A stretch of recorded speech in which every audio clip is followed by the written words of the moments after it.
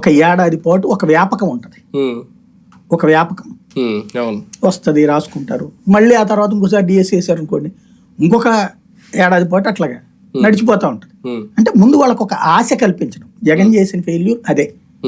అదే గనక జగన్ ఈ సచివాలయ ఉద్యోగాలే ఏడాదికి ఒక 20,000 చొప్పున ఇచ్చి ఉంటాయి, ఏడాదికి 30,000 చొప్పున, ఇప్పుడు మొత్తం 140,000 ఏమో కదా, ఏడాదికి 25,000 ఇచ్చి ఉంటే నిరుద్యోగులకు 5 ఏళ్ళు ఒక వ్యాపకం ఉండేది. ఇదిగో ఏడాది 25,000 ఉద్యోగాలు ఇచ్చాడరా అనేటువంటిది ఒక ఇది ఉండేది.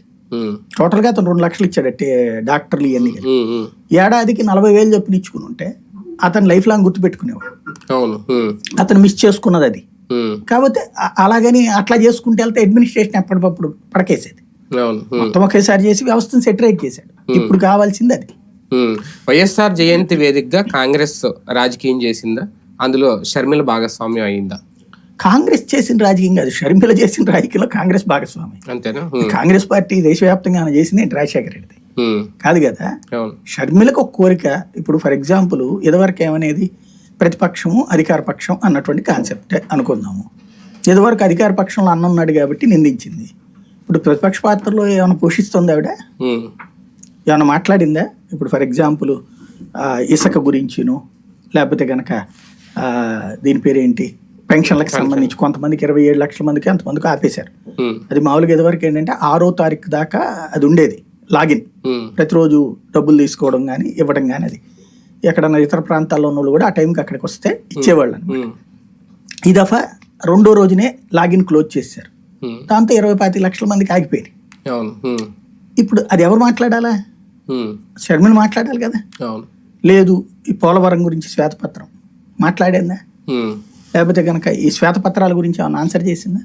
ఆవిడ ఒకే ఒక లక్ష్యంతో ఉంది, అన్నని నాశనం చేయడం, అన్నని ఇక మళ్ళీ లెగవకుండా చేయడం, ఆ ప్లేస్ తను ఆక్యుపై చేయడం. రాజన్న వారసత్వం అన్నది అన్నకు కాదు తనకు కావాలని కోరుకోవడం. ఆ ఒక్క పాయింట్ మీదనే ఉంది తప్పించి నిజమైన కాంగ్రెస్ని ప్రతిపక్ష స్థానంలోకి తీసుకురావడం ఈ కాన్సెప్ట్లో అయితే లేదు. ఇప్పుడు యాక్చువల్గా ఇవాళ వైసీపీ వాళ్ళు చాలా గందరగోళంలో ఉన్నారు. ఈవిడ వాళ్ళతో మాట్లాడి తీసుకొచ్చుకునే ప్రయత్నం చేస్తోంది, కాబట్టి ఇంకెవరు రావట్లేదు.